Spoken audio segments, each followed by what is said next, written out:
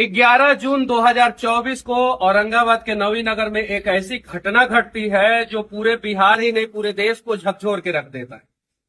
Media में ये खबर आता है, सोशल मीडिया में खबर आता है, सोशल मीडिया में कुछ और दिखाया जाता है, प्रशासन के द्वारा जब प्रेस कॉन्फ्रेंस किया जाता है तो कुछ और दिखाया जाता है। 11 तारीख की घटना है। बॉडी रिकवर जो है 13 तारीख की होती है।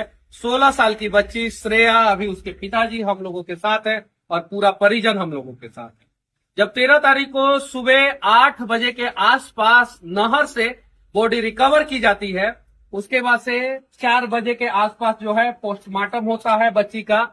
पोस्टमार्टम इस हिसाब से होता है कि उसका ना वीडियो रिकॉर्डिंग है अभी और ना ही डॉक्टर सही ढंग से कुछ जवाब दे रहे हैं। 16 साल की बच्ची है, आधार कार्ड पे उसका उम्र है, 11वीं क्लास में पढ़ती थी और पोस्टमार्टम रिपोर्ट में उसको 24 साल दिखाया जाता है। जब परिजन कहते हैं कि ऐसा क्यों, तो गोल मटोल जवाब दिया जाता है। नवीनगर 4 दिन के लिए बंद होता है। उसके बाद से एसपी और डीएम आनन फानन में यहाँ पे आते हैं और वादा करके जाते हैं कि 7 दिन का समय दीजिए, हम अपराधी को पकड़ लेंगे। हालांकि आज 6ठा दिन है और कल 7वां दिन हो जाएगा। उम्मीद है कि यहाँ के प्रशासनिक अधिकारी जो है वो अपराधी को पकड़े। और सबसे बड़ी लापरवाही ये है कि देखिए, ये बिहार एक ऐसा राज्य होते जा रहा है जहां पे संवेदना सरकारी कर्मचारियों के अंदर, दिल के अंदर जो संवेदना होना चाहिए वो खत्म होते जा रहा है। जब एक बॉडी रिकवर होता है वो पोस्टमार्टम के लिए जाता है।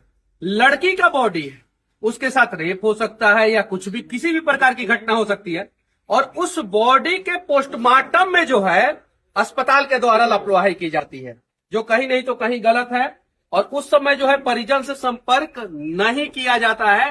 हालांकि जो पोस्टमार्टम करने वाला जो एक कर्मचारी रहता है, पोस्टमार्टम के बाद बच्ची के पॉकेट से पर्ची निकलता है और पोस्टमार्टम के बाद परिजन को फोन आता है।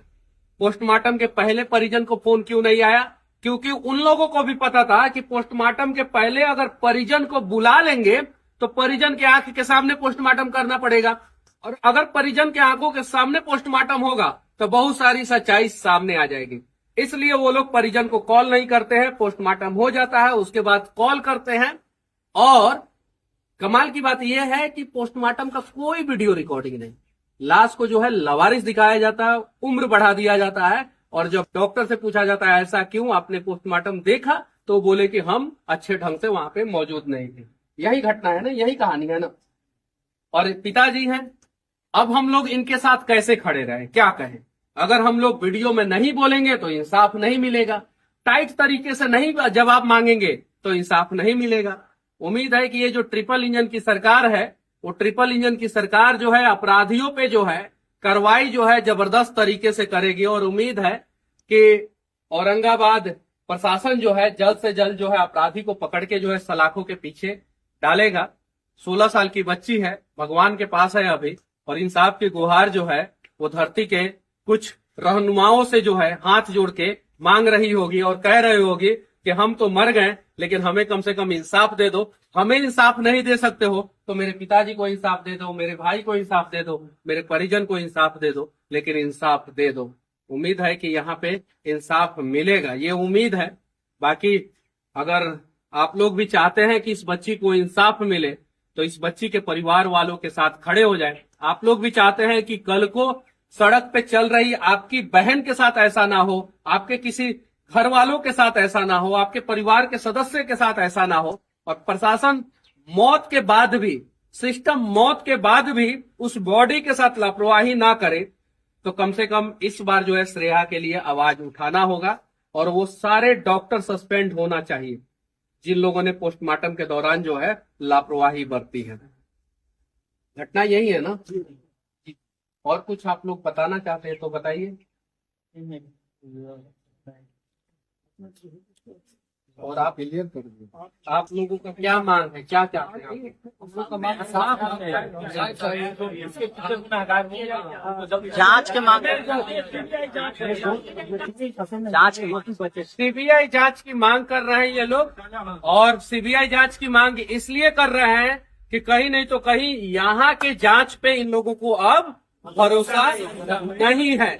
अगर यहाँ के जांच पे भरोसा होता तो शायद ये लोग सीबीआई जांच की मांग नहीं करते। तो उम्मीद है कि सीबीआई जांच इस केस का हो।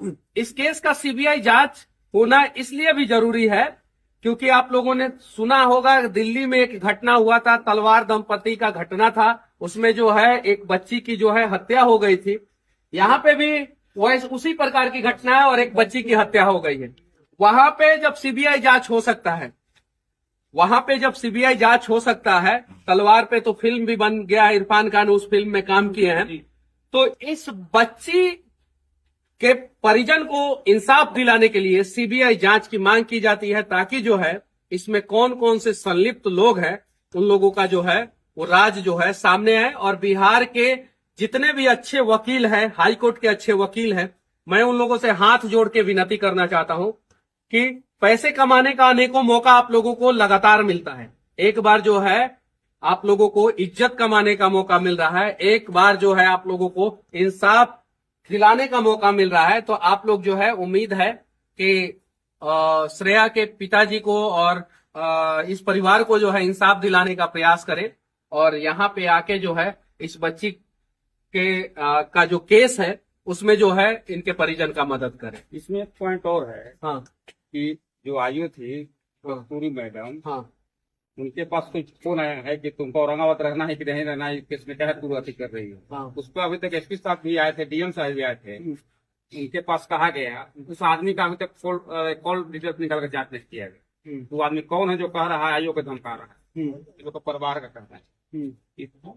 आयु साहब ने ये चीजें एक्सेप्ट किया है कि नहीं किया है? ये लोग परिवार लोग कह रहे हैं, लोग परिवार लोग कह रहे हैं कि कहीं से फोन आया है कि तुम आयु हो, कॉल का जांच अभी तक नहीं किया गया। एसपी साहब को भी कहा गया है, मंत्री जो आ रहे हैं उनको भी कहा गया, इसको पर जांच अभी तक नहीं हुआ। जब जांच हो जाएगा, कॉल कब पकड़ा जाएगा तो अपने पड़ेगा कौन उसको करवाया है कौन।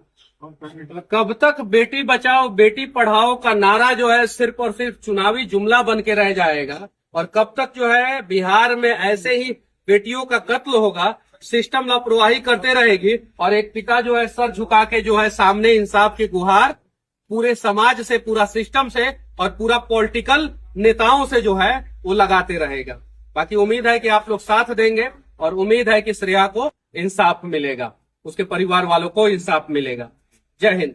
और सर एक बयान और प्रशासन की ओर से दिया जा रहा है कि ये प्रेम प्रसंग की मामला हो या तेजाब का अटैक नहीं हो, बिना जांच के कैसे उनको पता चला कि ये तेजाब अटैक नहीं है? ये भी एक सवाल है। बिना जांच का उन्हें पता चल जाता है कि तेजाब अटैक नहीं है, लेकिन बिना जांच का उन्हें यह भी पता चल जाता है कि प्रेम प्रसंग का मामला है। बिना जांच के प्रेम प्रसंग बताइए। बताया जाता है। हाँ, बिना जांच के प्रेम प्रसंग बताया जाता है। हाँ। और ये भी कहा जाता है कि हो सकता है कि परिवारजनों ने हत्या कराया हो। अगर परिवारजन दोषी है तो परिवारजन स्वयं अपने से कह रहे हैं, इस बात को एक्सेप्ट कर रहे हैं कि अगर हम दोषी हैं तो हमको सजा मिलनी चाहिए। श्रेया के साथ श्रेया के परिवार उस बात को एक्सेप्ट कर रहे हैं कि अगर गुनाहगार हम हैं तो सजा मिलनी चाहिए। तो इतनी देर क्यों? अगर प्रशासन को ये पता चल रहा है कि परिवार वाले इसके गुनाहगार हैं तो परिवार वाले को उठाइए, इसमें जांच करिए।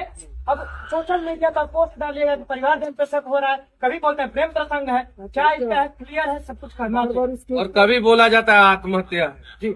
और क्या इसके बारे में मतलब कि आप क्या कहना चाहते हैं? क्या मतलब कि क्या उम्मीद है कि कब तक इंसाफ मिलेगा?